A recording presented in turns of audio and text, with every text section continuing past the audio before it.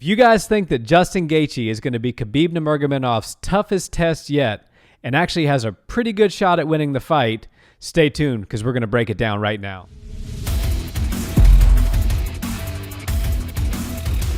What's up, Barnhill family? Welcome back. Nick, today we are going to break down a fight that I am super excited about, and I know that you are too, and that is Justin Gaethje, the interim 155 champion, against Khabib Nurmagomedov, the 155 GOAT, undefeated. This is going to take place in October. I'm intrigued by this fight for a lot of obvious reasons, but I do think that this is going to be Khabib's toughest test yet, because I think that Justin is going to be able to solve some of the problems that Khabib has posed to other fighters with his grappling. What do you think? How do you see this one playing out? As soon as they announced this, I knew we had to break it down. And I know we have a couple months now until the fight actually happens, but there's a lot to talk about between these two fighters and this matchup in general. I'm super excited for it. Stay tuned because we're definitely going to be breaking down this fight more and more as it gets closer.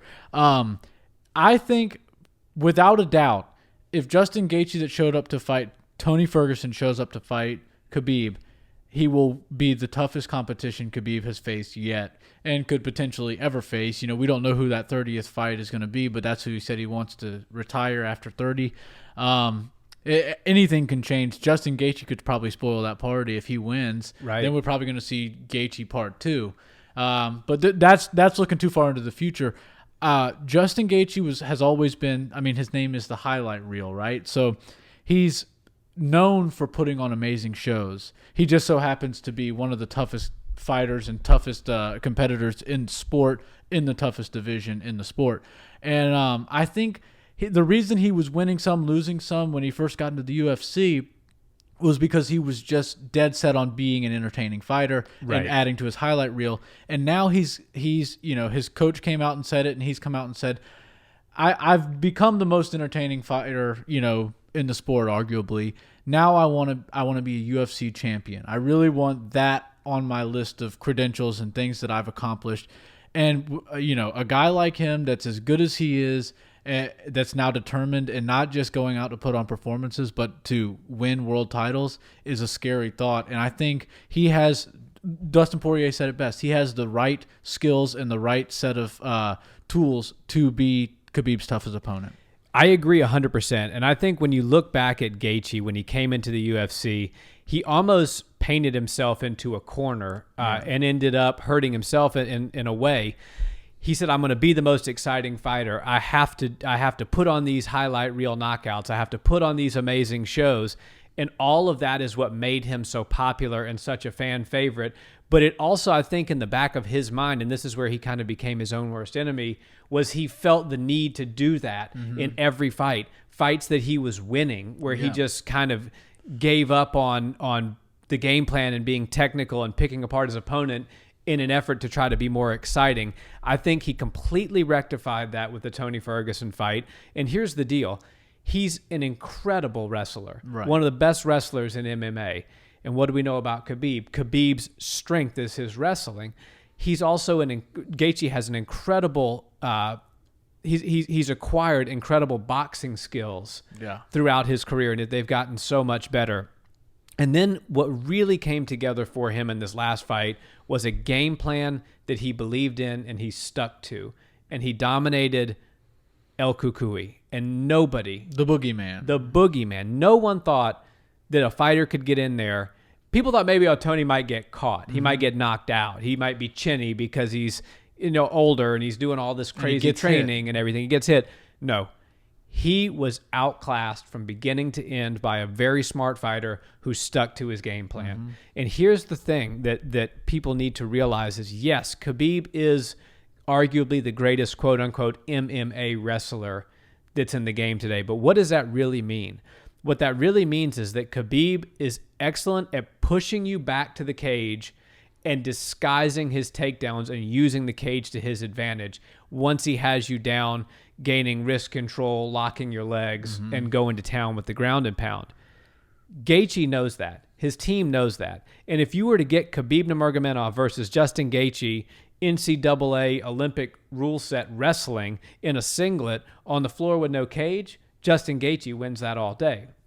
So Justin, the only thing that he has to do is stay off the cage, keep his back off the cage, because that's where Khabib is going to really shine, is if he can back Gaethje up, he can get him on the cage, he can take him down, and then go to work with his ground and pound.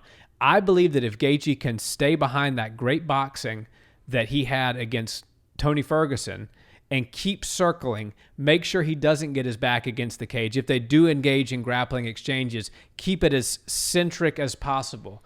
Keep it away from the cage at all costs, that he's got not only a shot to beat Khabib, but I think if he can do that, I think he does beat Khabib. Yeah, it's hard for me to bet against or choose a fighter against Khabib at this point because, I mean, what he's done is just incredible. On paper, he is the most dominant fighter the sport's ever seen. And, you know, Justin Gaethje has lost fights. Khabib has he's lost one round, and that was to Conor. Right. And, you know, Gaethje, what I see being a big part of this game, this fight, I should say, is the kicks. Gaethje has great kicks, and he uses them, he times them right, and he uses them well. But Khabib, you know, he strings these takedowns together, and, you know, everybody's worst nightmare is kicking a wrestler because they know all they want is one leg. If you're going to kick them, they're gonna catch it and take it. That's what they've grown and groomed themselves to do. I think low calf kicks are going to play a big role. And one thing I think we're going to have to see, and it's going to be super fun to watch, is the scrambles that happen once Khabib does catch some of these kicks. Because some of them are going to go to the thigh, some are going to go to the body. And Khabib will probably catch them and start to drive him towards the cage where he wants him, especially into his corner. But I think Gaethje's one of those guys. He's reckless. We know that. He's willing to do just about anything to get out of any position. So we're going to see some epic scrambles in this. And I think some of it's going to result in Khabib getting what he wants, and some of it's going to result in getting back up on their feet. Absolutely. And you know, not many people can say they've dropped Conor McGregor. Khabib dropped Conor McGregor. Yeah. Free and clear. He knocked him down with a punch. So, you know, Justin Gaethje better watch out for the striking of Khabib, even though most people aren't going to paint that narrative and they're going to say, oh, well, just Khabib wins if it gets to the ground up against the cage and Justin wins if it stays on the feet. Anything can happen in a fight. Well, when you don't paint that narrative and you don't give any respect to Khabib striking, you see what happens. You get clocked with a straight 2 to the face that you should have never been hit with in the first place. Right. The thing about what I think we're going to witness here is potentially MMA at its highest level that we've seen it to date. Yeah. We know Khabib's father just passed away. Khabib is a very dedicated person. He trains extremely hard, and he has, you know, his father's plan for the end of his career, 2 more fights, this one, and potentially a GSP mega fight sometime early to mid-year next year, and then he rides off into the sunset. So I think you're going to see his best foot forward for however many fights he has from here on out. And I think you're going to see Justin Gaethje realize the success that he had against Ferguson and what sticking to a game plan really means and how much that can actually get him past some of the best opponents in the world. And he's going to be properly prepared. They're both going to be well-conditioned, properly trained. I think that, and they're going to both have a very solid game plan that they're going to stick to. And it's just going to come down to who can impose their will and take the fight where they want to take it. Yeah. It's going to be the highest of levels of MMA. Yeah. And that's what we thought Tony versus Khabib would be. And I still do believe that would be the case. Right. But styles make matchups, and Justin Gaethje in his most recent performance showed a very, very high level of mixed martial arts, and he obviously deserves this shot against the most dominant fighter. And one thing, you know, we've never seen Khabib in a fight with his father not in his corner, but we do know that's lit a fire under him, I'm sure, and it makes him want to train very hard.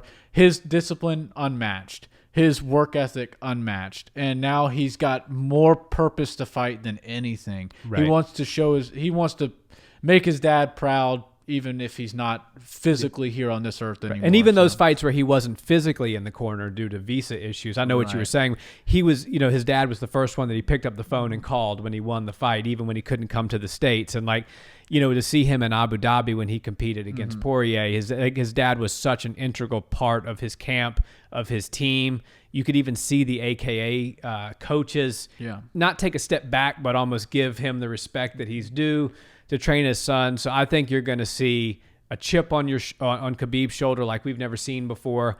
I think we're going to see a good matchup. I think we're going to see a lot of good. I don't think we're going to see a lot of trash talk like the McGregor type Khabib, but I think you're going to see a very interesting, entertaining build-up between two high-level athletes that are going to go out and put on an incredible show.